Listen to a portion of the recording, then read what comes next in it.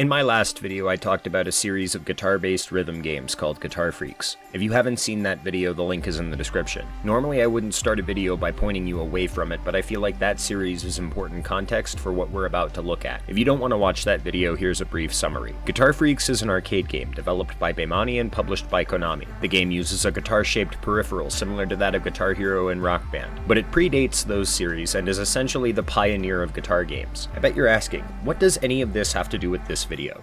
Rock Revolution, developed by Zoe Mode HB Studios and Beimani, is a guitar-based rhythm game similar to the likes of Guitar Freaks, Guitar Hero, and Rock Band. Published by Konami in 2008, Rock Revolution is a dedicated attempt to primarily focus their guitar-based games toward the United States. There were problems with that, though. By 2008, Rock Band 1 was out, and Guitar Hero World Tour was slated for release at the exact same time. Konami was trying to break into a market that they had already essentially abandoned at a time when more recognizable options already existed to that market. I actually remember having this game as a kid, and I don't remember it being a bad experience, but if you asked the critics at the time, they would just tell you the same thing. Go play Guitar Hero or something, and don't play this knockoff. It's been years since then, and this game has faded off into the bowels of obscurity, the reputation along with it. With that in mind, I want to take a look at this game with some hindsight, give it a critical eye. Whether or not it's gem or junk is entirely up in the air, so let's get started. For the sake of video integrity, I should tell you now that the footage you'll be seeing on screen was captured from RPCS3. I actually have a copy of this game on the Xbox 360, but I don't have a capture device to keep the footage from looking like a microwave. So if you see any weird bugs or glitches that normally wouldn't be there, you're safe to assume that it's just the emulator shitting itself. First things first, let's talk about the gameplay. If it looks identical to Guitar Hero and Rock Band, that's because it is. There are some differences, but at the fundamental level, it's just 5 fret buttons and a strum bar. With games like this, that's actually not a bad thing. That kind of game-to-game accessibility helps to keep it a viable option for anybody who's already developed this specific skill. Since it's essentially the same thing, I went ahead and played on Expert because I don't expect any of these songs to be too complicated. Things work like you would expect. Notes move along the highway and you play them as they come along. Unlike Guitar Hero, the highway is smaller and positioned off to the side. That's a pretty standard Beimani decision. Their highways are designed to be seen on arcade cabinets for 2 players, so this makes sense. Guitar Freaks is similar, but there are a few things that this game does better than the Guitar Freaks games that I covered. First and most important difference is hammer-ons. I really can't understate how much of a difference this makes. Hammer-ons allow for more note complexity without having to struggle with extreme strumming in tandem. It's nicely comfortable as well, since the hit window for them is similar to Guitar Hero 2. Another great addition is the inclusion of long notes. That helps to fill a lot of empty space with an opportunity to rack up some score. The wailing mechanic from Guitar Freaks makes an appearance, kind of.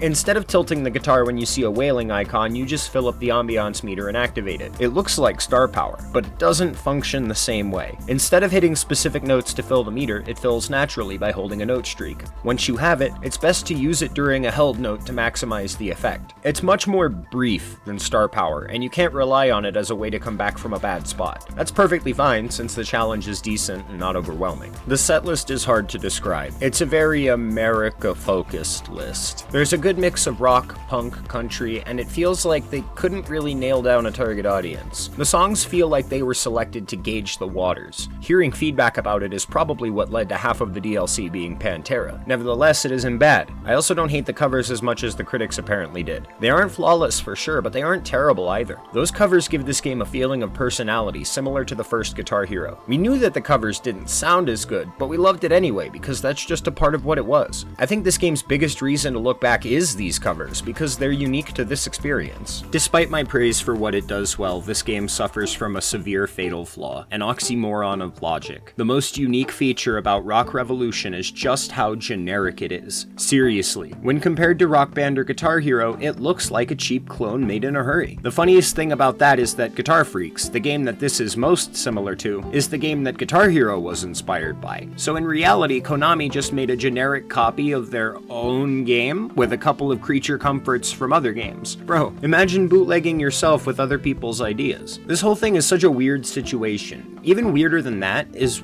that it's actually good. It plays perfectly fine. It doesn't suffer from any game-breaking bugs, charts don't desync, and it looks fine despite having not a lot of actual visual style. I actually kind of dig the note and hammer-on designs. They look a lot like arcade buttons with ghost chains attached to them, and it's nice on the eyes. The charts are also well made, albeit some of them feel undercharted or overcharted at times. Is it weird of me to say that I really like this game? I mean, I know it's far from great, but I enjoy it just as much as I enjoy any other guitar-based game. It's impossible for me to suddenly hate something that I know I enjoy just because it has a slightly different look to it. Hindsight is 20/20, and I'm glad that I went back and took a second look at this game. It's charming. I understand the pushback at the time, but this isn't that time anymore, and we don't even see games like this come out these days. To boot, to describe the feeling of the aesthetics as generic is wrong, as it's actually the only game of its kind that looks the way it does. There are so many things unique to this game that the reputation it carries is rather misleading. I don't use this word much because I rarely find an appropriate time for it, but this game is underrated. With all of that in mind, I feel comfortable giving Rock Revolution a rating of 7 out of 10. It's perfectly fine. It isn't great, but it isn't bad, and I enjoyed the time I spent with it. There may be a little bit of bias in there from having played it during my childhood, but it was such a minute part that I don't think it's making a huge impact. I think even if I had never played it before, it would still probably be a 7 out of 10 because none of what I said would change. It would still be